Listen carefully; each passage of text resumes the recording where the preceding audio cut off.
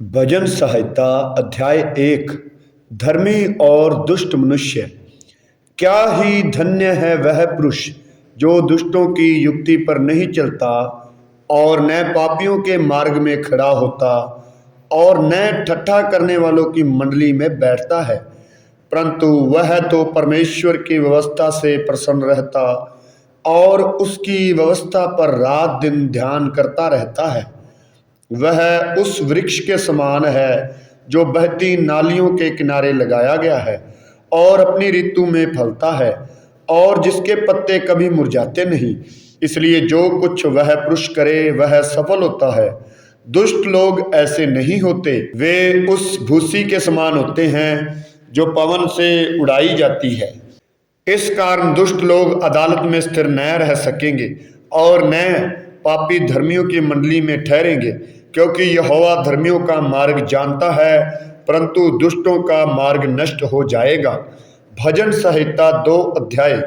परमेश्वर का अभिषिक्त राजा।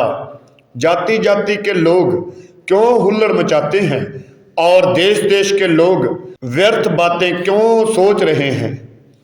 यहोवा और उसके अभिषिक्त के विरुद्ध पृथ्वी के राजा मिलकर और हाकिम आपस में सम्मति करके कहते हैं, आओ हम उनके बंधन तोड़ डालें और उनकी रस्सियों को अपने ऊपर से उतार फेंकें।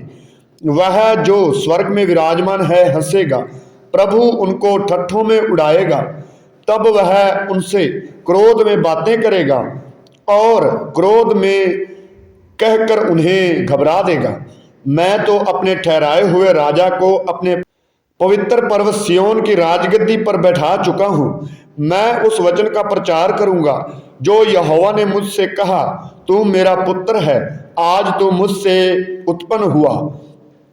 मुझसे मांग और मैं जाति जाति के लोगों को तेरी सम्मति होने के लिए और दूर दूर के देशों को तेरी निज भूमि बनने के लिए दे दूंगा। तू उन्हें लोहे के डंडे से टुकड़े टुकड़े करेगा, तू कुम्हार के बर्तन के समान उन्हें चकनाचूर कर डालेगा। इसलिए अब हे राजाओं, बुद्धिमान बनो, हे पृथ्वी के न्यायियों, यह उपदेश ग्रहण करो। डरते हुए यहोवा की उपासना करो और कांपते हुए मगन हो।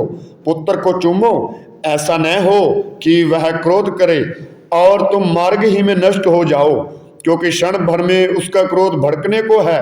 धन्य है वे जिनका भरोसा उस पर है।